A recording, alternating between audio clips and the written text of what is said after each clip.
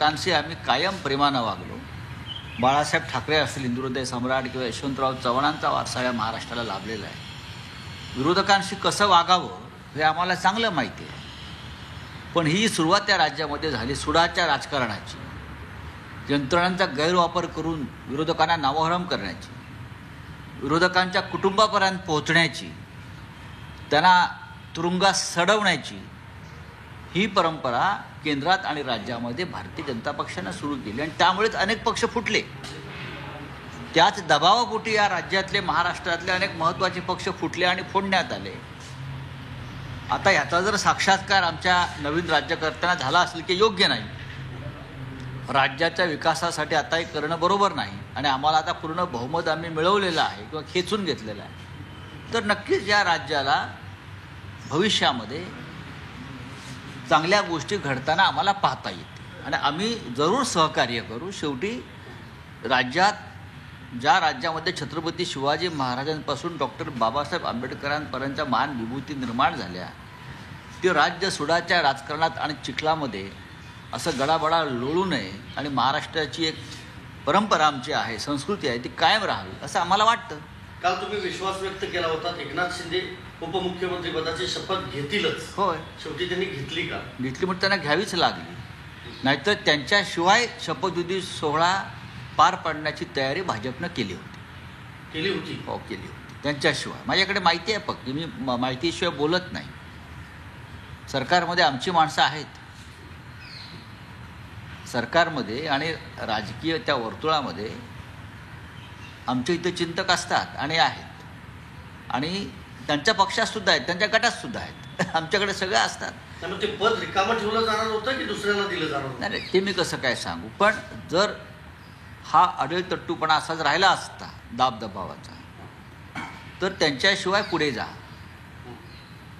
असं भारतीय जनता पक्षाच्या वरिष्ठांनी खाली कळवलं होतं.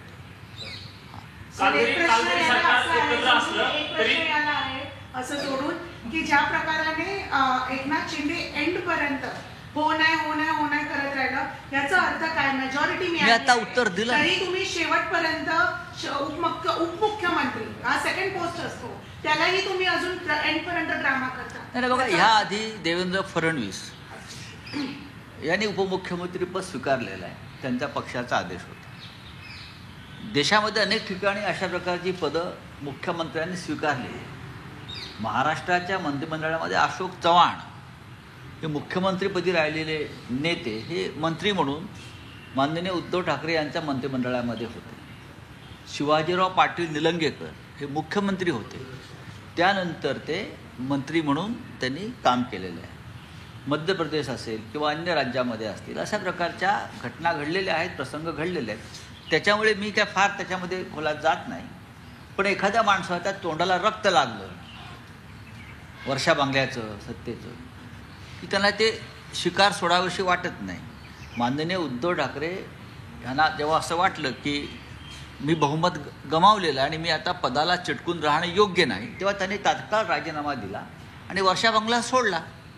मोह नाही, मिळालं, काम केलं, पद गेलं, सत्ता सोडली, निघून गेले. हे सगळ्यांना जमतं असं नाही. ज्यांना जमलं त्यांनी केलं, ज्यांना जमलं नाही ते आदळआपट करत राहिले. बोलिये. जरी शपथविधी सोहळा महायुतीचा असला तरी छाप मात्र भाजपची बघायला. भारतीय जनता पक्षाची छाप हे असणारच, कारण प्रधानमंत्री स्वतः आले, संरक्षण मंत्री व्यासपीठावर जर आपण पाहिलं असेल तर भारतीय जनता पक्षाचे बहुतेक मुख्यमंत्री, केंद्रीय मंत्री, स्वतः प्रधानमंत्री आहेत, संरक्षण मंत्री आहेत, अनेक राज्याचे मुख्यमंत्री आहेत आणि भारतीय जनता पक्षाचे स्वतःचे 132 आमदार आहेत. त्याच्यामुळे छाप त्यांची असणारच. त्याच्यामुळे त्यांच्या सहकाऱ्यांचा वावर जो होता व्यासपीठावरचा, ज्याने शपथा घेतल्या, त्यांचा वावर हा मांडलिक राजे किंवा आश्रितांसारखा होता, हे स्पष्ट दिसतंय. पण ते इतक्या मोठ्या महाराष्ट्रामध्ये प्रचंड बहुमत असलेल्या पक्षाच्या हाताखाली जेव्हा तुम्ही काम करता तेव्हा तुमच्यावरती ही वेळ येते. शिवसेनेसारखे पक्ष आणि उद्धव ठाकरे यांच्यासारखे नेते हे विरळ असतात.